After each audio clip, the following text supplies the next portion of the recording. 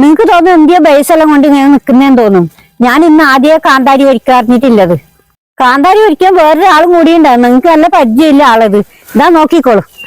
Hi, ഉണ്ടോ? നമുക്ക് ഈ സാധനം വീട്ടിൽ നിന്നല്ല അവിടെ നമുക്ക് കിട്ടിയുണ്ടല്ലോ, അവിടെ കാണൂല. വളരെ കുറച്ച് വേണം, നേരം എടുക്കുമ്പോൾ തീരും. അത്ര നമുക്ക് ഇഷ്ടമായത്. നമ്മൾ ഈ ചോറൊക്കെ തിന്നുമ്പോഴേ ഇങ്ങനെ അരച്ചിട്ട് അങ്ങനെ വെളുത്തുള്ളിയോ ചെറുള്ളിയോ അതൊക്കെ ചേർത്തിട്ട് അതിനകത്ത് എണ്ണയൊക്കെ ഒഴിച്ചിട്ട് അങ്ങനെ ചോറിൻ്റെ കൂടെ കൊട്ടും. എനിക്കിന്ന് രഘു വരുമ്പോഴേക്കും ഒന്നും കൊടുക്കാനില്ല. അങ്ങനെ ഞാൻ പറഞ്ഞ കുറച്ച് കാന്താരി കൊണ്ടുപോകണം വീട്ടിലേക്ക് പറഞ്ഞിട്ട് ഞങ്ങൾ രണ്ടാളും കൂടി പരിക്കുന്നത്. എല്ലാം പറിച്ചത് രഘു, എന്നാലേ തീരൂ ഇത് പറ്റേ. ഇതിപ്പം കണ്ട, ഈ തൈക്കാൻ നിറച്ച് കാന്താരിയായിരുന്നു. ഭയങ്കരം. ഈ നാട്ടിൽ ആർക്കും ഈ കാന്താരി വേണ്ട അല്ലേ? നമ്മുടെ ചെറുപുഴയില്ലേ, അവിടെ ഇത് കടയിൽ ഇങ്ങനെ കാണാൻ വെച്ചിട്ട്. അയ്യോ, ഇവിടെ കടയിലൊന്നും വേണ്ട. പൈസ കൊടുത്തിട്ടൊക്കെ മേടിക്കുന്നത്. ഇവിടെ കടയിലൊന്നും ആർക്കും വേണ്ട. ഇത് എല്ലാരും മുറ്റത്തും ഇങ്ങനത്തെ ഒരു തൈ. ഇത് ചോട്ടിലൊക്കെ നോക്കി എന്തോരം പഴുത്തിതാ. നീ 2 തൈയും കൂടി കൊണ്ടുപോകണം.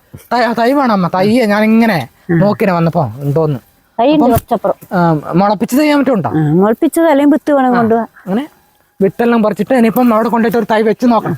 പിന്നെ ഭയങ്കര നമുക്ക് ഉണ്ടാവുമല്ലോ കാന്താരി. അതെ, ഇന്ന് കുറെ ആൾ തൈ കൊണ്ടുപോയി. എല്ലാവർക്കും ആയാലും ഇപ്പൊ ഒരു കാന്താരിയുടെ കുഞ്ഞു തൈ ഉണ്ട്. അത് ഞാൻ രഘുവിന് ഒന്ന് പറിച്ചു കൊടുക്കുന്നത്. രഘു കൊണ്ടുപോയിട്ട് അതിനെ നാട്ടിയിട്ട് അതിൽ തന്നെ പിടിച്ചിട്ട് പരിക്കട്ടെ.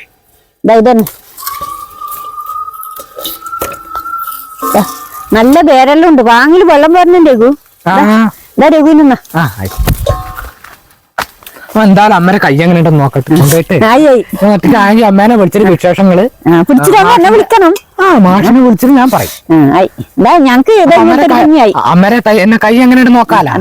ഞങ്ങൾക്കൊരു കുഞ്ഞു തൈ ഉണ്ട്. ഇത് വേറെ ഉണ്ടല്ലേ? വേറെ ഞങ്ങൾ അതിനെ നോക്കുന്നില്ല, ഇതിനെ നോക്കുന്നു.